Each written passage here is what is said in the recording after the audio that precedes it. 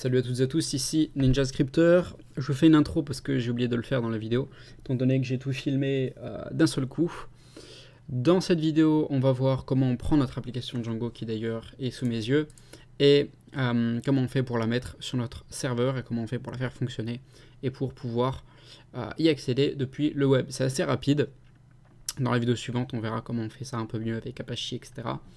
J'en profite pour vous rappeler que vous pouvez télécharger le document support que j'ai écrit, que j'utilise pendant tout le cours, dans la description, il est sur mon site.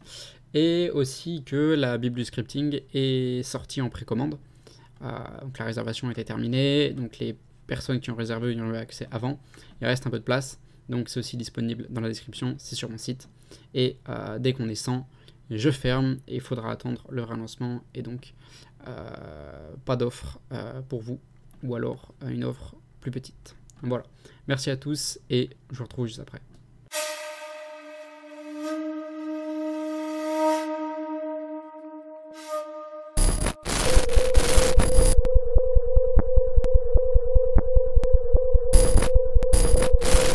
Du coup, voilà mon application Django. C'est juste un Hello World. Dans mon app, important, au niveau des settings, alors, je vais vous le dire tout de suite, ça va être important. Ça, normalement, si vous avez des fichiers statiques, ce qui est fort probable. Normalement, vous avez static URL qui est déjà là. Vous avez vos dossiers statiques, donc probablement un comme ça, comme le mien ici. On va rajouter static root, comme ça, je vous laisse le temps de recopier. Et on va mettre un nom différent de celui qu'il y a là. Moi, j'ai mis assets. Ok. Si vous avez un fichier média, pareil, media root. Média. Là, vous pouvez mettre ce que vous voulez, média, voilà. Média URL, média, etc. Bref. Là, j'ai mis comme si j'avais une configuration email. Peut-être que vous en avez une aussi. On va voir comment on gère ça pendant le déploiement. Et c'est tout. Voilà. Mais c'est important d'avoir votre static root. Voilà. Si jamais vous avez un dossier statique. Parce qu'après, on va collecter. Vous allez voir. Et vous allez voir tout simplement. Ce sera plus simple. Mais en attendant, il vous faut static root si jamais vous avez des fichiers statiques. Voilà. Maintenant, on va reprendre paf, le notebook. Ça. Et on était à uploader son app Django. Là, ça commence avec lister les dépendances. Donc, si jamais vous avez travaillé avec un environnement virtuel, je vous déconseille d'envoyer votre environnement virtuel vers le serveur. Je vous conseille d'envoyer juste votre projet Django. Par contre, vous pouvez utiliser pipfreeze, comme ça. En fait, pipfreeze, ce que ça fait, c'est que ça collecte toutes les dépendances qui sont utilisées dans votre environnement virtuel.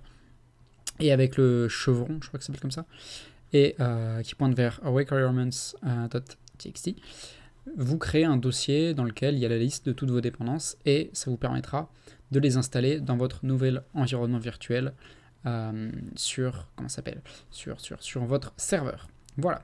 Ensuite, pour transférer votre app, donc là je suis sur mon bureau, ok, enfin sur mon bureau dans Ubuntu. Je vais déjà aller chercher mon dossier tutoriel qui est sur mon bureau, mais mon bureau sur Windows. Donc, je vais cd dans mnt c, c'est petit c, users paper desktop. Et là, normalement, j'ai tutoriel. Donc, ce que je vais faire, c'est que je vais scp -r récursive pour les dossiers, c'est important, sinon ça ne marchera pas. Mon app, c'est tutoriel. Voilà. Et je l'envoie vers... Ok, c'est bon, ça fonctionne.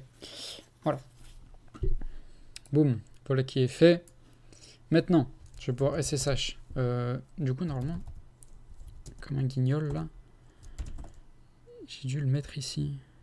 Non? Je sais pas. Bon, c'est pas grave, j'ai dû faire une copie en trop quelque part. En attendant, je vais SSH sur tutoriel. Hop. Et ici, si je fais un ls, j'ai donc mon dossier Django. Voilà. Et ça, c'est parfait. Maintenant, je vais passer à la partie suivante. Donc, le premier truc qu'on veut, c'est installer Python. Normalement, on a déjà Python. Donc vu qu'on est sous Ubuntu, c'est Python 3, Python 3, Python tout court, Python 2. Donc là on est bien sous Python 3. Ok, c'est cool. Donc ce que je vais faire, c'est que je vais installer pip, donc sudo apt install python 3-pip. Voilà.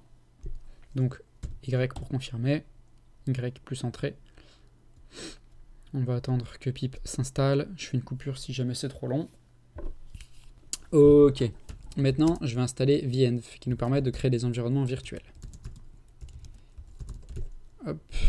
Donc c'est python 3-venv. Donc toujours oui. Je vais aller dans mon app et je vais créer un nouvel environnement virtuel. Donc python 3 -m venv pour dire qu'on va créer un environnement virtuel et je vais tout simplement l'appeler venv. Hop, maintenant je vais l'activer. C'est source venv bin activate. Voilà, donc on a le petit venv qui nous précise qu'on est bien dedans. Ensuite, ce que je vais faire, c'est que je vais... Alors, soit j'ai mon fichier requirement.txt dans mon dossier... comment ça s'appelle dans mon dossier, voilà, dans mon projet ou ailleurs, peu importe. Je peux utiliser pip install -r requirements.txt. Okay, ici, moi, j'en ai pas, puisqu'il n'y avait pas d'environnement virtuel dans mon projet, donc juste taper pip 3 install Django. Normalement, j'ai besoin que de ça. Voilà. Vous pouvez préciser la version, si jamais, avec double égal.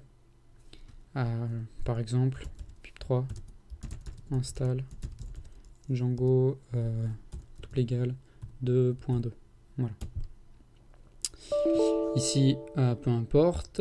Ensuite, je vais configurer mon application. Donc, le premier truc que je vais faire, c'est que je vais aller dans mes settings, sudo nano, donc dans le dossier, le nom de mon app, /settings. Ici, j'ai un truc qu'on a vu dans la vidéo 6 sur la série Django, c'est allowed host. Donc ici, je dois mettre, comment dire, tous les noms d'hôtes, on va dire, qui sont autorisés. Donc ça peut être un nom de domaine, ça peut être une URL. Ça peut être un nom de domaine, pardon, ça peut être une IP. Donc là, en l'occurrence, ça va être l'IP de ma machine. Okay.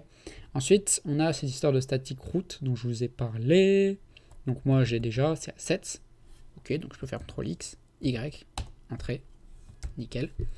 Et maintenant, ce que je vais faire, c'est que, comme je vous l'ai dit tout à l'heure, on va Python 3, Python 3 hein, toujours, pour utiliser Python 3 puisqu'on est sur Linux, enfin sur Ubuntu, manage.py que vous connaissez, et collect statique.